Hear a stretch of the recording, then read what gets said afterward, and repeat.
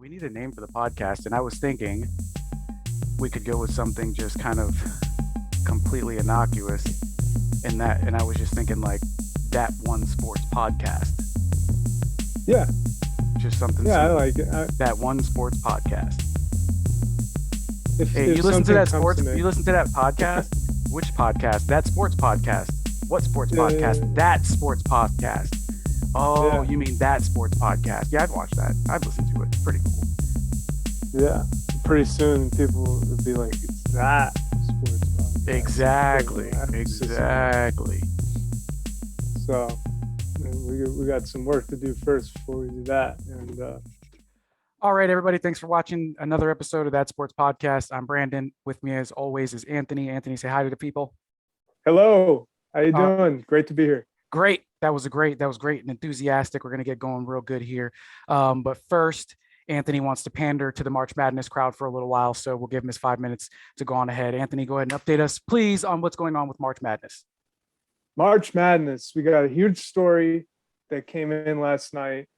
Number 15 ranked St. Peter's upset number 2 ranked Kentucky. And that was Kentucky's first loss in the first round in the last 30 tournament appearances they made. That's a huge streak. St. Peter's snapped it. They were down by 6 with 3 minutes remaining in the regulation. They were down in overtime and went to overtime and they pulled it out. Great performances from Eater and Miles III, Daryl Miles, two of their top players, and they're able to pull it out. So that's a huge story, Brandon. So now, guess what?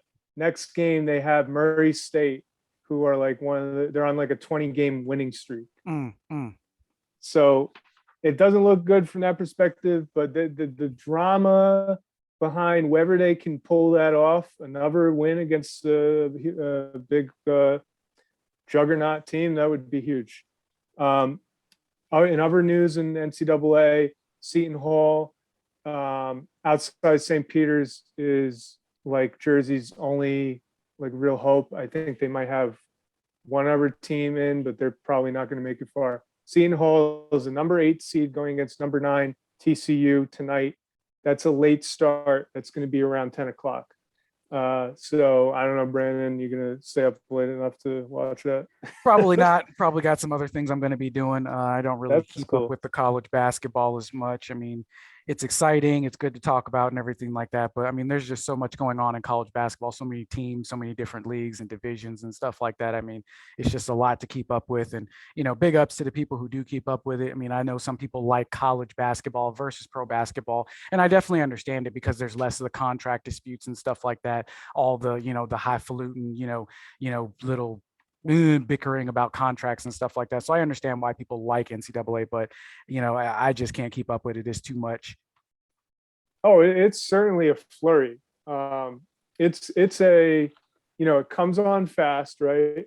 Like, usually the teams that you're rooting for, unless you're rooting for Baylor or, Duke or North Carolina, usually your teams get out pretty soon. So like, the St. Peter's thing, being from New Jersey, they're my hope, to go further. Their team I'm rooting for. But most of the time when I'm watching, Rutgers always gets bounced in the first round like they did, even though they went to double overtime in their first round game against Notre Dame, who can pull up an upset right now. They're leading Alabama. So, with the basketball, listen, yeah, I mean, it's hard to keep track of, like you said, but it can be fun. All right, so let's move on to the NHL trade deadline. Anthony, why don't you give us some updates on that? Yeah, well, I'm a big Rangers fan. I got my little this is like my little press pass here. Uh, this was when I went to a fan festival they did back like 7 or 8 years ago. I don't know if you could read that. Yeah, I can see it. 2014. That's a Yeah, while baby. ago. That's a bit ago. Yeah. So that was like that was their deepest run. We went to the finals once here.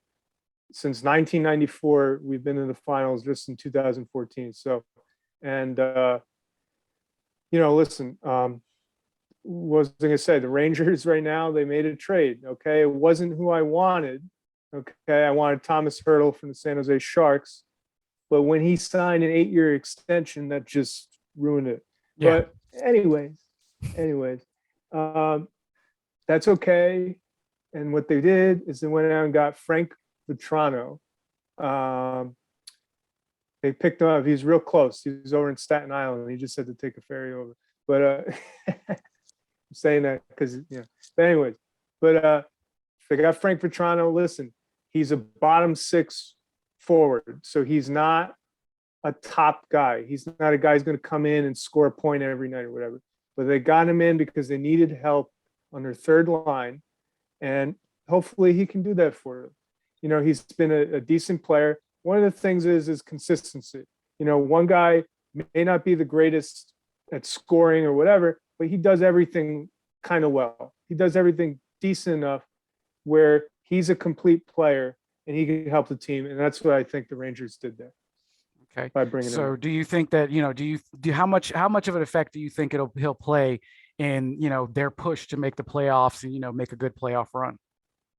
Well, I think it's going to help. I think having an experienced player like Vetrano in that third line, which need a lot of help, they have a lot of guys who are struggling, guys who are really young, especially in that third line. So he's going to come in there and he's going to solidify it. And I think that's key for them going into the playoffs. Okay. Sounds good. Now, So they're yeah, filling up that roster so they can have nice rotation. And that's important in every sport, basketball, football, having those guys who can, come in and relieve some of the starters or the first team players and stuff like that. They've got to have those people who can come in and help bolster the roster a little bit so they can make those deep playoff runs. I mean, you never know when somebody gets an injury. So it does sound like they're moving in the right direction. All right. So absolutely. the Yankees and Aaron Judge have not done any sort of talking about a contract extension just yet. And I believe they're talking about, not until after the season starts that they want to start making that contract happen.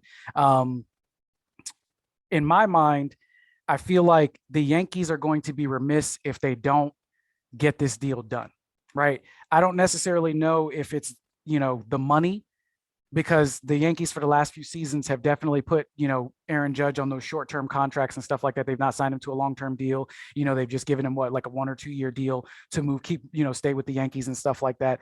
So I think that it's going to be imperative for them to get this job done because, he's been, for lack of better word or back to lack of terminology, he's been the marquee player for the Yankees, right? Like he's probably one of the most steady, consistent names there and stuff like that. And, if they let him go, it's going to be, it's going to be hard to recover from that, right? Like I don't want to say it's going to be to the same effect as, them letting go of some of their other star players in the past and everything like that, but it definitely will make an impact in that clubhouse, because he's great on the field. And yeah, they have some other players out there, but I think that they really need to get this deal done.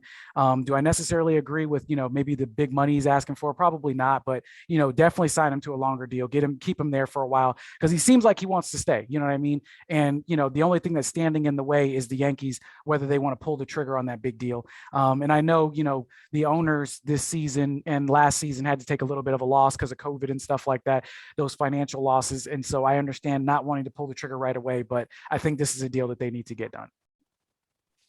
Aaron Judge is the most important player on the team.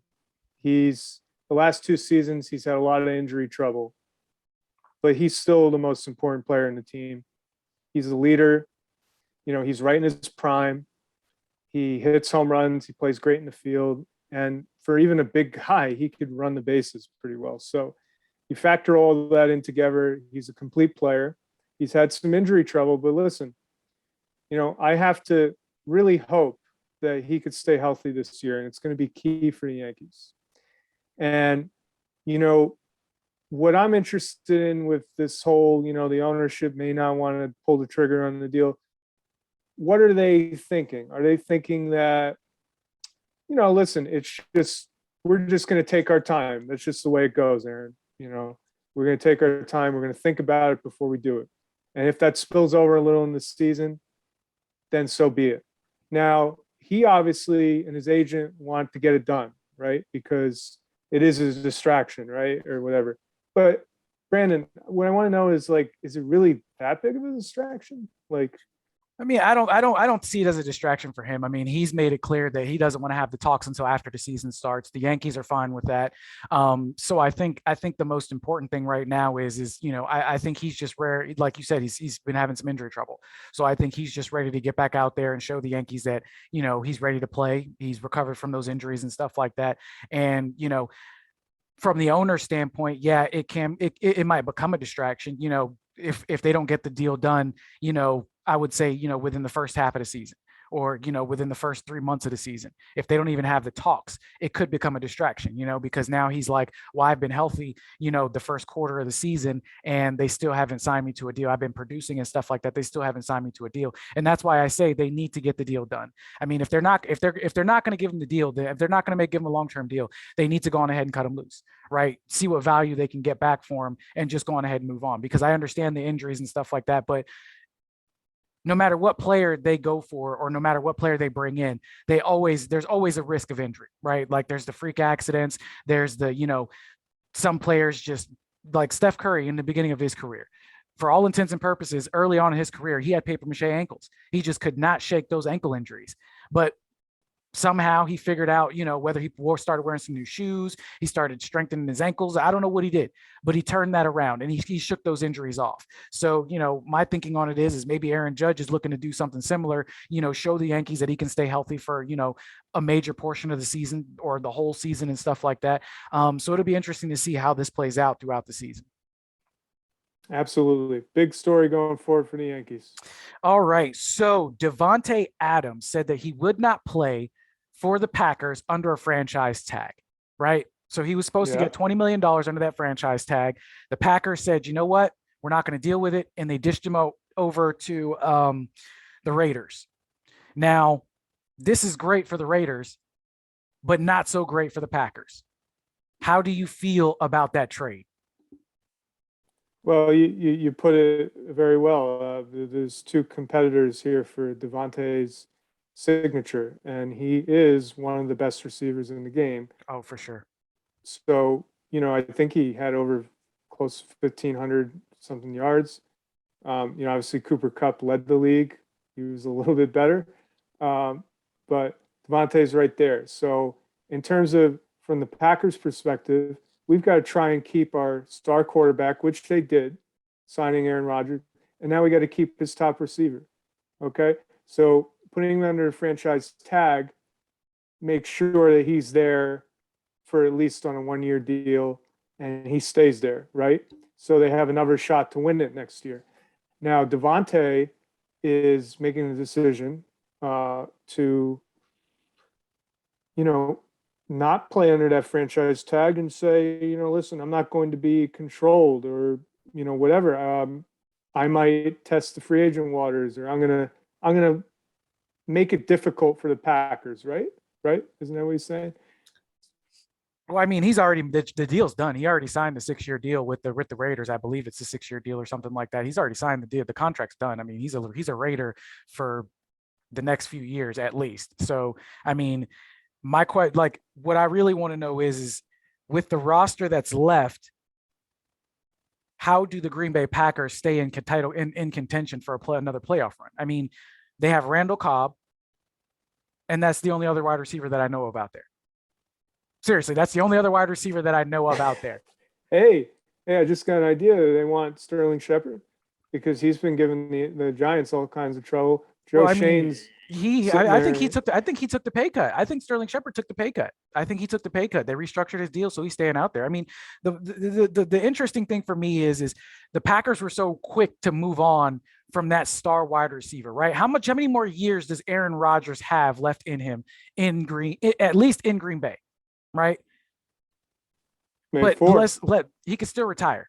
He could get to the end of the season and be like, you know what? I'm done. I quit. See, with him, he doesn't want to retire until he wins the Super Bowl again. And well, I mean, but how's that going to happen in the next 4 years when they just got rid of their star wide receiver? Right. Like the guy who caught the most passes for them, was the most productive on offense for them, and worked well with Aaron Rodgers. He's now gone. He's a Raider. So I'm curious, do the Green Bay Packers think that there's another wide receiver that they can go after, maybe trade, or are they looking for somebody in the draft? I mean, how does this affect them moving forward? And I mean, how is it going to affect Aaron Rodgers' mindset too? I mean, like I said, he's only got 4 more years and he's trying to win a Super Bowl. In my mind, this takes them a step back. Unless they can pull a Ooh. rabbit out of a hat, I think this takes them a step backward. Oh, absolutely. And I don't want to jump the gun. I know we're going to talk about him later, but Julio Jones is a free agent, and listen, they have to be in on him. I would say, he'd be one of the best receivers they could go out there and get. Now, the problem is that Julio's had some injury trouble, not terrible, but he had like a hamstring problem, and that could be nagging. And so, the Packers situation is that they want to capitalize on Aaron Rodgers' best years, okay, and they want to make sure that they don't waste him. They got him for another 4 years, and then they just lost their top wide receiver. And so, what is better? Is it possible for them to go to the draft and get somebody? I mean, We'll see. We'll see. I mean, that's the whole you thing. brought I like that you brought Julio Jones into it because that is a big release in my mind. Like if I'm the Titans, I would have tried to get him on another deal. I don't know if they did. I don't know if they were just, going to wipe their hands clean of it and start free. But, him being on a free agent market does shake up that free agency a little bit, right? Because he's still relatively young. He's 33. I mean, he's a little long in the tooth, but he can still produce. And like you said, he's got a little bit of injuries and stuff like that. But, when he came back from injury, he played decently in the playoffs and stuff like that. He was a little bit of a factor. If Ryan Tannehill wasn't as inept as a quarterback as he is, I believe that Julio Jones might have performed better. The Titans might have performed better. But at the end of the day, Denver's a nice landing spot for Julio. Green Bay's a nice landing spot for Julio. But I think the best fit for him is the New York Giants because this is a guy who he can come in and he can help Kenny Galladay. He can help Sterling Shepard and he can help whoever the quarterback is, right? So, and there's not a lot of pressure there for him, right? There's no pressure to instantly win. There's no pressure for him to come out there and be the best person on the field and carry the team out there. This would be a perfect situation for him to show he's not missing a step. He might be a little bit slower. He might not be as explosive as he once was, but he can still catch the ball. He can still play, right? And this might be, a reemergence, so to speak. You know what I'm saying? Like give him that opportunity to really shine.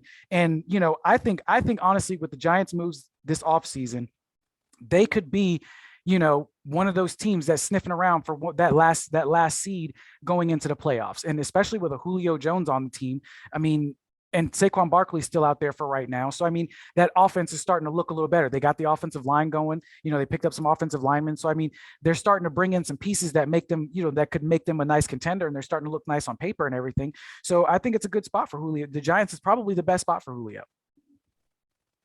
Yeah, that's interesting. I mean, what do we always talk about with the Giants? The offensive line, right? But they did. Joe Shane, his first couple of moves were going out to his old barn there in Buffalo, getting, I think, a center from there. He got two offensive linemen, right? So you got a center and a guard.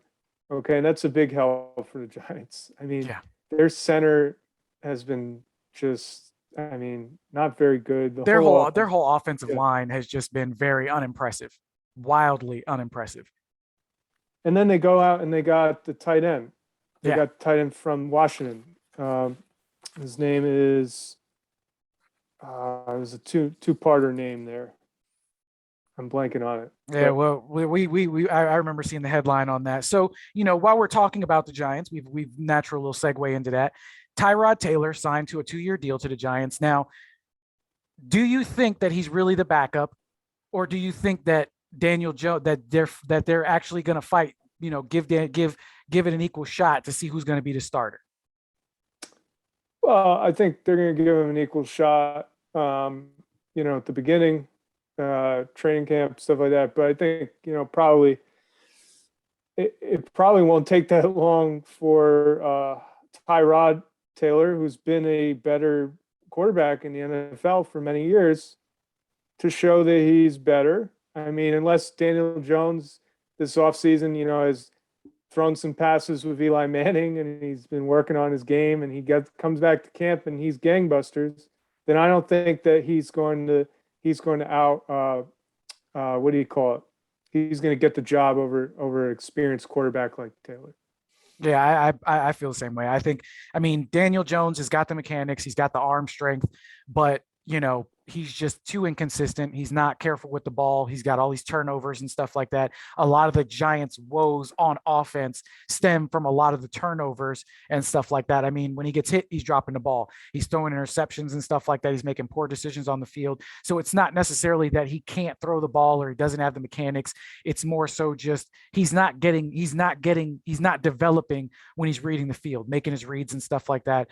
And Right. I believe that that's where Tyrod is better. He's better out on the field when they're actually playing games versus when they're throwing and his mechanics and stuff like that. Like, yeah, Tyrod Taylor's not going to be setting the world on fire and everything, but I think that he gives the Giants a better chance. Now, the Giants bring in Julio Jones. They keep Saquon Barkley. They shore up that offense a little bit more. I think that they have an offense that can be sniffing around, a team that could be sniffing around, like I said, that last seed spot.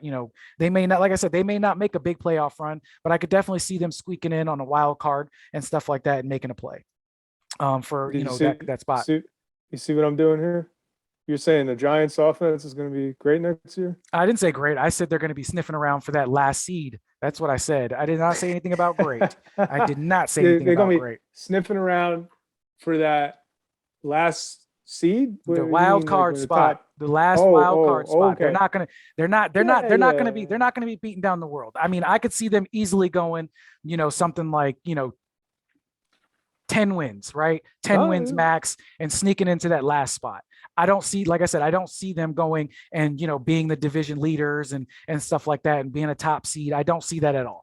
I mean, as much as I would like to say that, as much as I'm a Giants fan and I would like to see that, I don't believe it's going to happen. It's not in the cards for them, just the way that the things have gone in the past. And, with the team that they have now and the rebuilding and everything, yeah, they're definitely going to they might have some success next season and they're starting to look good on paper, but they're not going to be anywhere near that top spot. I wouldn't even say one of the top 5 teams coming out of the NFC, right? Like I said, there's what, 9, 10 teams that go to the playoffs now or whatever it is. yeah, they So, expanded it, right? exactly. So, I mean, yeah, they're sneaking in on that wild card spot. So at the end of the day, that's where I see what I see them doing. Anyway, the Rams let go of Von Miller, and now Von Miller has signed with the Bills. What are your thoughts on that? One of the best defensive players in the game. It's kind of amazing that the Rams had Aaron Donald and Von Miller as pass rushers last year, and you see they won the Super Bowl. So there isn't a coincidence that they were able to win the Super Bowl because they had that two-pronged attack on defense.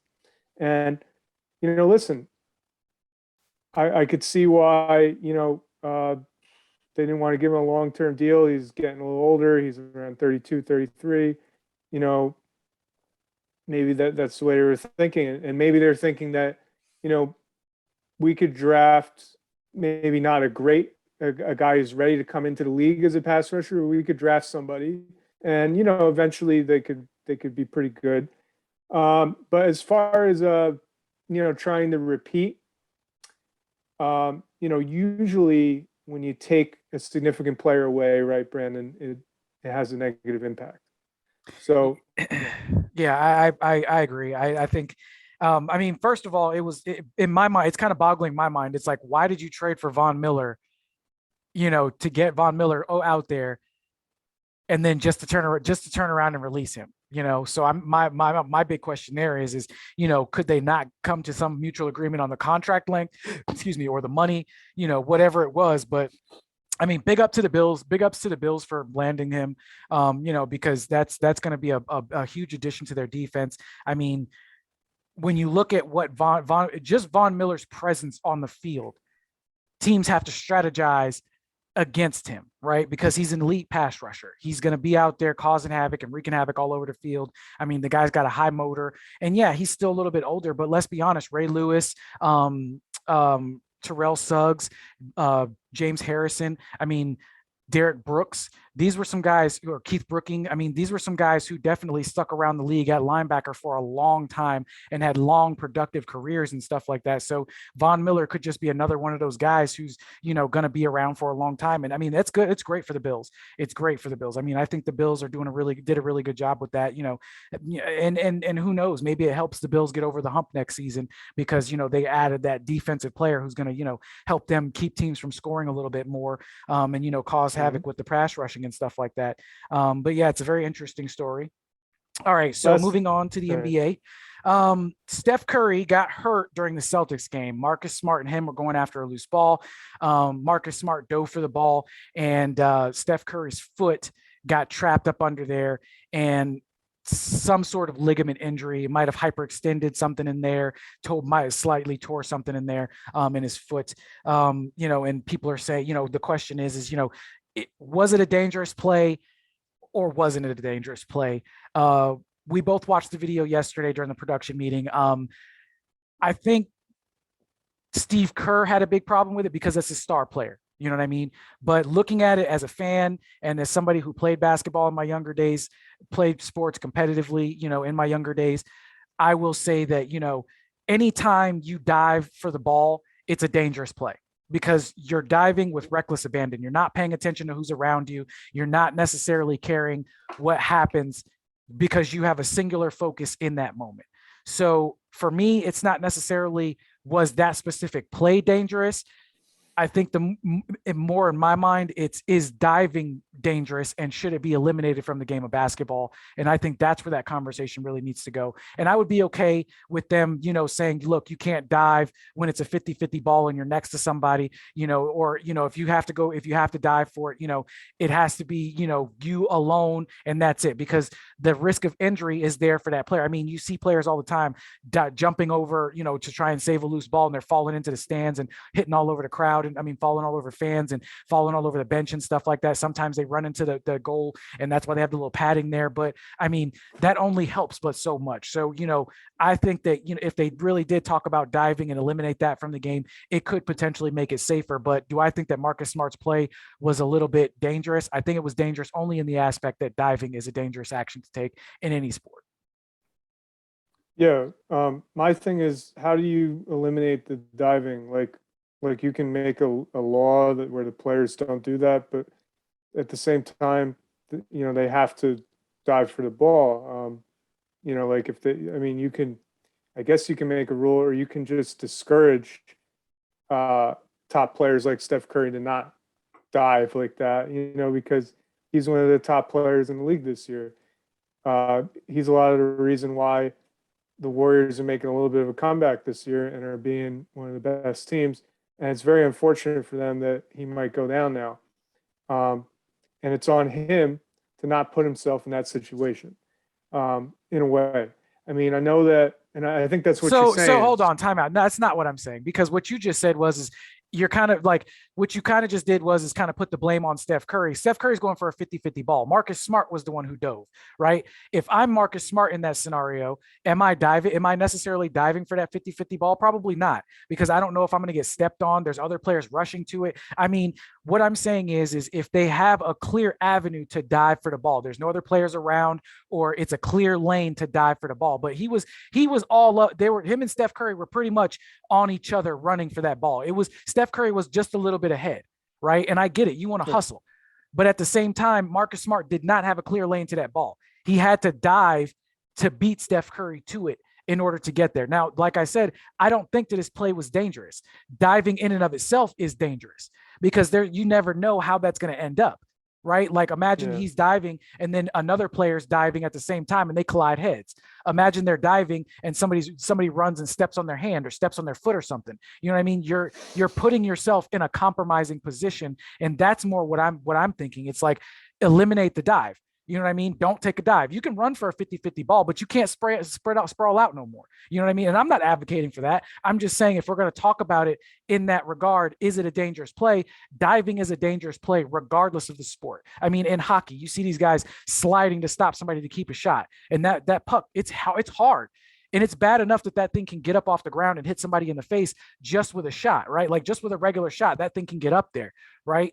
So, I mean, I think if we're going to talk about, talk about the dive and the dangerous play, then I think we need to really assess whether diving is a necessary part of basketball. I don't think it's a necessary part of basketball. I get it. You're hustling, you're putting your body on the line and stuff like that. But at the end of the day, these are top tier athletes running for a basketball. And then how much does that play really help the team win? Right? That one play. And now Steph Curry's out. What if Marcus Smart would have got hurt on that play? Because he landed on Steph Curry's foot the wrong way and it fractured a rib, right? Like now Marcus Smart's out. So it's like, how much is that going to really affect the game, the gameplay by not diving for that 150-50 ball? I think you're 100% right. We think that, obviously players, they in the heat of battle, they're going to dive for balls. They're going to do stuff. I mean, I'm reminded, you're wearing the Yankees hat. I'm reminded of Derek Jeter diving into the stands and almost killing himself. I mean, that was a big game. It was against the Red Sox, but it was not a playoff game. Mm-hmm. Okay. And, that was Derek Jeter. He's the type of player who will do that. We're down the stretch in basketball in the NBA right now, and the games matter, but I think you're right. I mean, the risk reward processing that needs to be done by the players says, if I dive on the ground, there's somebody who's bigger than me who's going to step on me. They could break my leg. I mean, I could have a terrible injury that will have lasting impacts on my ability to play. So I just get, so are you saying you discourage the players, if you're a coach, do not dive? Or are you saying that the league puts in a rule? Well, I mean, that's up to them to decide, because I mean, if we're going to have the conversation about whether Marcus Smart's play was dangerous, we have to evaluate that same play throughout the NBA. We can't just be like Marcus Smart's play was dangerous because he got injured, because there's other plays that players make that somebody could get hurt, right? Like I said, I mean, think about it like this. Imagine if somebody had dove, Marcus Smart and Steph Curry dove at the same time, right? And Steph Curry happened to land on the back of Marcus Smart's back or something like that and fractured a rib, or he somehow, Marcus Smart somehow hit his face and bit his tongue, bit his lip or something like that, right? Chris smashed his face into the ground. Those are things that happen when you dive. I mean, you see these baseball players and football players diving all over the ground. I mean, the hockey players, like I said, that hurts. It still hurts. It doesn't hurt any less because you intentionally did it. It still hurts a little bit, but imagine somebody else falling on top of you, or, somebody trying to go get the ball and they step on you or something. I mean, we talked about it during the production meeting. People have gotten their throat slit with the hockey skates and stuff. I mean, the diving is just an inherently dangerous play in and of itself. And, it's up to the league to decide whether that's a danger, whether they should remove it. Because if we're going to talk about Marcus Smart, you can't just say, oh, Marcus Smart is that's the only dangerous play, because any dive is a dangerous play. The only time it's not dangerous is if you're diving into a pool, right? And it's not the shallow end. Because every time you take a dive, there's always that risk of hurting yourself. You never know. You never know.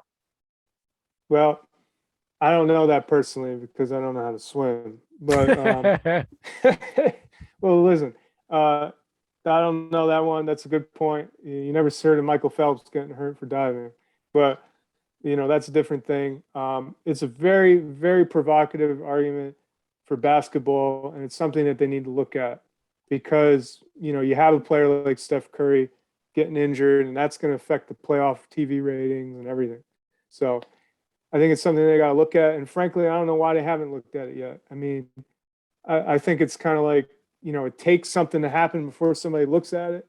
But geez, I mean, in hockey, I mean, the thing with hockey was when Richard Zednik got his throat cut and there's blood spurting out of it. It cut one of the main valves. Very dangerous play. So those players weren't wearing neck guards, which, that obviously protects you from a skate blade. And when you go down, you fall down, somebody can step on your neck in hockey. But the thing is that, I'm pretty sure that players didn't start wearing neck guards until that happened. Yeah, because it's always, hindsight's always 2020. Yeah, and they should know that it is dangerous and that they should take precautions. This is a little bit different. It's not as dangerous when somebody falls on you, but it's something that they could look at the NBA. Yeah. So very interesting. All right. So the last topic for this evening's podcast, we are going to talk about Naomi Osaka and the mental health saga that's going on with her. Um, so the question is should players have mental health breaks and protect their rankings? In light of what happened, Naomi Osaka, most recently, a fan heckled her and she was in tears during the match and stuff like that. She went on to still lose the match. She played relatively well, but she still couldn't. She still came up short. Um, and she cried, she broke down, and everything like that because the fan heckled her. And now she's on this drop from being ranked number one to now what, like 78 or something like that. Yep. And so it's interesting, to hear this, to hear this in the media and the public and people talk about it and stuff like that. And I'm one of those people who's a big advocate of mental health. Get your mind right so you can go out there and do what you need to do and stuff like that. But for me, this is not something that I would be willing to say that she needs to be able to take a mental health break and have her rankings protected. If she can't play, she can't play, right? It's just like if a player breaks his arm, you know, in the shower, your rankings don't get protected because you can't play. That's it. You lose your spot. You have to come back and recover. Now, what's next for Naomi Osaka? I believe she needs to take some time off from tennis and work on her mental health, work on her mental toughness. Because if all it took was some Joe Blow from the stands to put her in that much of a mental that much of mental distress, then she needs to figure out a way to block that stuff out. She needs to figure out a way to toughen up, because being a pro athlete, being in those positions, being on that big stage, it's about being overcoming adversity, right? Could you imagine if Michael Jordan had broke down in the middle of game 7 when some fan heckled him and started crying? Could you imagine if Lisa Leslie, Mia Hamm, and all these other pro athletes, all these other female pro athletes and pro athletes just broke down and started crying because somebody heckled them? You have to have the No. mental fortitude to be able to be in the limelight. And not only that, but you have to have the mental fortitude to be able to bounce back and have a short memory from those bad times and from those things. And I don't see that from her. So she needs to take some time off from tennis, step out of the limelight, work on herself. And if she's still not comfortable in the limelight, then she needs to step away from pro tennis. Like, she needs to step away from the limelight, period. Because I don't, I feel bad for her because she spent her life working at this and is finding out that it might not be for her, right? That's the biggest letdown for me. Outside of that, I don't feel sorry, because at the end of the day, she's showing weakness. And what happens when you show people weakness? They're like sharks. When they smell blood in the water, they're going to circle and they're going to pounce. Mm, yeah, very well said. And when it comes to Naomi and the problems, I mean, again, I think we talked about in the production meeting. Very shocking that a player who is number one in the women's half of tennis and one of the most exciting players in the whole sport um, had achieved what she achieved, and basically kind of taken the torch from Serena Williams in a way. Serena, right? 20 majors, and then Naomi came over and started winning there for a brief period, and she was great. And these struggles the last 2 years have really set her back here. And it's so we talked about it, and for her, I agree. She needs to take some time off, some serious time off. Just complaining about it to the media, which is what she's done in a way. She's made it a very public affair where she is telling everybody, I can't do the post game interviews because there's I don't like it. It makes me feel uncomfortable. Well, then people are like, well, why? And that's weak, and it does seem weak. I mean, you could have a problem with it, but I don't see why she couldn't bring that up to her coach, and maybe they could have developed, or her agent, and they could have developed a strategy where maybe they tell her something, right? Like that's their job. They could tell her a few things like, hey, this is what you should do. Maybe you should prepare for those meetings so you don't feel so uncomfortable. So instead of making it in public for everybody to see that you're weak, right? And I think that's what you brought up. So yeah, I mean, it's definitely I don't like to say that it's weakness, but it is, right? Because there are athletes who are competing during the times of racism, right? and they still went out and performed to the tip top to the best of their ability. They didn't break down and cry on the field. They didn't let some heckler, dissuade them. There were women who tried to break through in sports who had the men heckling them, who had people heckling them, and they didn't have that mental breakdown and stuff like that. And I mean, the thing is it being in the public eye isn't for everybody, right? It's just not.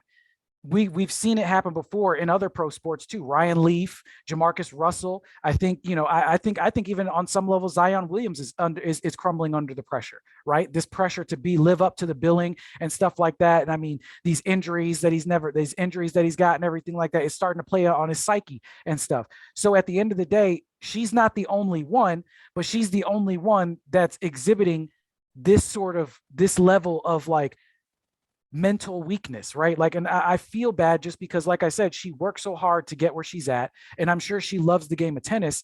But at the end of the day, she's got to figure out what it is that she needs to be able to have the mental fortitude to go out there and withstand the adversity that faces her, because it's never going to go away. We're never going to live in a world where people aren't going to heckle her. We're never going to live in a world where people aren't going to talk trash. I mean, some people's game is to talk trash, right? So could you imagine? Could you imagine being somebody who's going to play up against her next? If I'm playing up against her next match, I already know what I'm doing. I'm trash talking her. I'm trash talking her, because that's going to throw her off her game. That's going to make the match easier for me.